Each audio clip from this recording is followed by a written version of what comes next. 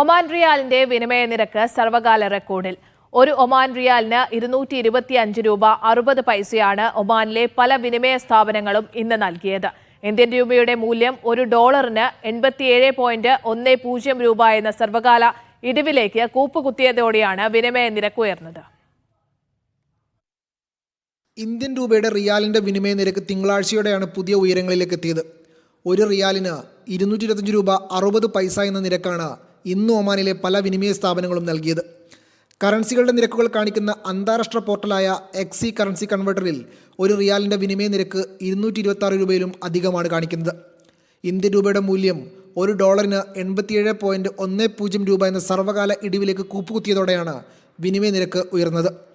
Trump അധികാരത്തിലെത്തിയതോടെ നടപ്പാക്കിയ ഇറക്കുമതി നയമാണ് ഡോളർ ശക്തമാവാൻ പ്രധാന കാരണം.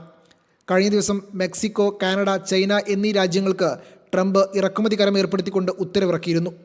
ഇതോടെ ഈ രാജ്യങ്ങൾ തിരിച്ചും ചുങ്കം ഏർപ്പെടുത്തിയേക്കും. ഇതോടെ അന്താരാഷ്ട്ര വ്യാപാര യുദ്ധം വരുമെന്ന ആശങ്കയാണ് ഡോളർ കൂടുതൽ ശക്തി പ്രാപിക്കാൻ പ്രധാന കാരണം.